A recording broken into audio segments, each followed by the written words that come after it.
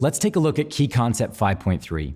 It says, the Union victory in the Civil War and the contested Reconstruction of the South settled the issues of slavery and secession, but left unresolved many questions about the power of the federal government and citizenship rights. Let's start with the phrase Union victory in the Civil War. We call the North the Union because they wanted to preserve the Union, to keep the country unified. And we call the South the Confederacy because they were a loose confederation or alliance of states. What they had done was they broke away or seceded from the Union, and the purpose of the war was to keep the country together. In the early years of the Civil War, both the North and the South threw everything they had into the war, all of their resources and people and money and technology. But remember, the North was much more powerful by this point. It was more industrialized, it had more people, it had more railroads. So when you combine these advantages with the leadership of Abraham Lincoln, with some tactical successes in 1862 and 1863, the Union was able to defeat the South in 1865.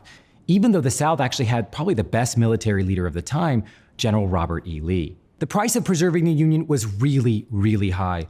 Scholars estimate that between 600,000 and 1 million American troops lost their lives during the war, and the damage to the economy and the society and morale of the United States lasted for a whole generation. When the Civil War first began, all the rhetoric was about union, keeping the Union together and preventing the Southern states from seceding. But as the war progressed, the purpose of the war began to evolve. President Lincoln began to recast the war in terms of an epic battle between the freedom-loving North and the slave-holding South. And you can look at things like the Emancipation Proclamation and his Gettysburg Address, where he articulates ideals of freedom and democracy in the hopes of drawing all Americans into his vision of a future without slavery. The years after the Civil War are known as Reconstruction because the goal was to reconstruct the Union, to bring the South back on board.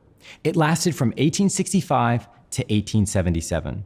Now, there's lots of things that you can study about Reconstruction, but the most important thing you need to know was that it ultimately failed.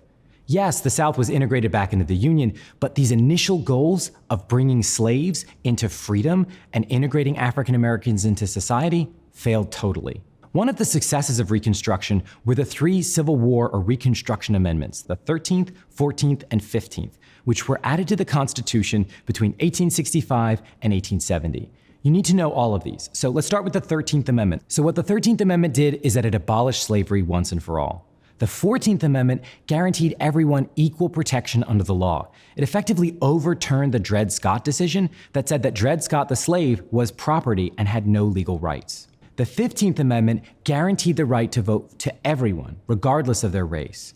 But these amendments weren't really worth much, because by the end of the Reconstruction period in 1877, African Americans had been completely abandoned in the South. What happened was there was this presidential election in 1876, and it got very hotly contested, almost to the point of creating a constitutional crisis. So what happens is that Republicans and Democrats struck a deal. If the Republican Rutherford B. Hayes could assume the presidency, then what would happen is the federal troops would be pulled out of the South, effectively abandoning African Americans to what were called Redeemer Democrats. Their goal was to redeem the South, and what they did is they enforced policies of segregation, exploitation, and discrimination. Now, at the same time, African Americans were being drawn into a new economic system. It wasn't slavery, it was something called sharecropping. In sharecropping, African Americans had high debt and low wages, so they weren't much better off than in the days of slavery. So when we talk about the legacy of slavery today, it's not like slavery ended in 1865 and everything was said and done. What happened was African Americans were stuck for 100 years without the rights that they were guaranteed in the Constitution. I mean, think about how crazy this is. The 15th Amendment to the Constitution guarantees the right to vote for everyone, regardless of race. And yet, for that 100 years, from 1877 into the 1960s and 70s, very few African Americans had the freedom to vote in the South. Let's take a look at the big picture of Period 5. It begins in 1844, just before the Mexican-American War. It ends in 1877 with the end of Reconstruction. Key Concept 5.1 reminds us, during this time period, America was going westward. It was going global. It was drawing in new immigrants from Ireland and Germany and China. Key Concept 5.2 reminds us there were a complex range of factors that caused the Civil War. Finally, Key Concept 5.3 reminds you that Reconstruction was successful because it brought the South back into the fold, but it failed ultimately because it left African Americans without any rights in the South.